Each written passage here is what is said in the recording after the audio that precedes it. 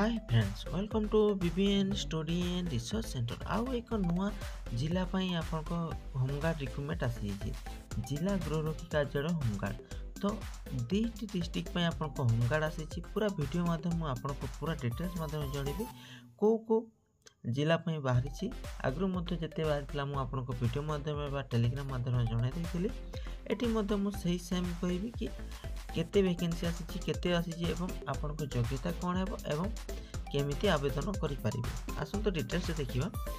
Kendrapara police जिला गृहरक्षी संगठन गृहरक्षी भाव नियुक्ति पई केन्द्रापड़ा पुलिस जिलार आग्रही प्राथमिकता निर्धारित फॉर्म आवेदन आह्वान करा जाउछि। इच्छुक प्रार्थी माने समदेष्टा गृहरक्षी बाहिनी जजांग केन्द्रापड़ा कार्यालय बा आरो ठारे 1-3-2001 ठारू 10-3-2002 पर्यंत आवेदन फॉर्म दाखल करेंगे। तो ये केते समय देछि मात्र 10 दिन आपनको पई समय देछि। तापर देखंतु दाखल करेंगे नियुक्ति प्रक्रिया केउठारे एवं केबे अनुष्ठित हो यह आवेदनकारी निकटस्थ थाना फांडी एवं समादेष्टा गृहरक्षी बाहिनी कार्यालय बुझी पारिबे। तो जिते बेले आपनको 10 तारीख पर आपनको नियुक्ति प्रक्रिया केउठारे अनुष्ठित हेबो ताहा आपनको निकटस्थ फांडी बा थाना माध्यम जणाई दिया जो मान कंप्यूटर ज्ञान कौशल ड्राइविंग लाइसेंस एवं रोषे ज्ञान अन्य क्षेत्र में दक्षता ज्ञान थी व्यक्ति को नियुक्ति क्षेत्र में अग्राधिकार दिया।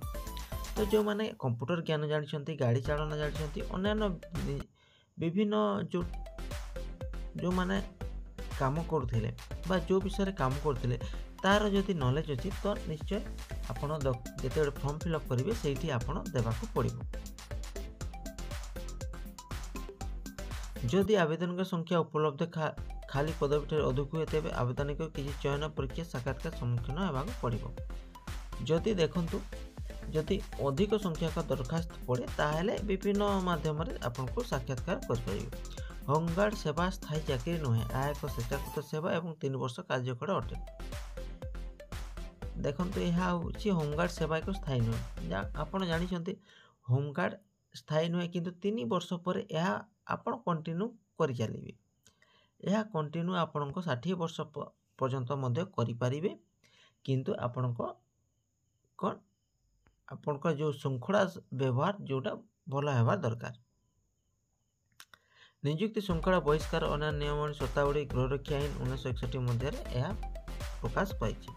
तो योग्यता आवेदनकारी कौन आवेदनकारी केन्द्रापड़ा पुलिस जिला स्थायी बासिंदा होते जो मैंने जो डिस्ट्रिक्ट बाहर वैकेंसी से मूल बासिंदा होते आवेदनकारी 5म श्रेणी पास करते आवेदन यह भाषा लिखिपारे पढ़ी पारे आवेदनकारी सुस्थ शरीर और दुर्बलता मुक्त होते बयस 20 वर्ष रु 60 वर्ष मध्य होते आवेदन करें। जो मैंने आवेदन कर विरोध में कौन फौजदारी मामला कि अपराधिक मामला नथिबो। तो आवेदनकारी फॉर्म सहित सब प्रमाणपत्र संलग्न करने पड़ो। आवासिक प्रमाणपत्र बयस शिक्षागत योग्यता प्रमाणपत्र 4 गोटी पासपोर्ट आकार फोटो दक्षता अनुଯାयी प्रमाणपत्र। तो जो मैंने जोटी काम करना कहीं जदि आप एक्सपीरियंस सर्टिफिकेट अच्छी ताहले निश्चय आनी परिचय प्रमाणपत्र स्वरूप आधार कार्ड भोटर आईडी कार्ड। जदि किसी डाउट होइछि एटा टोल फ्री नंबर आपण एई नंबर रे आपण जोगाजोग करी कांटेक्ट करि परिबे। आसंतो अन्य एक डिस्ट्रिक्ट पई देखिबा को डिस्ट्रिक्ट रो आसी।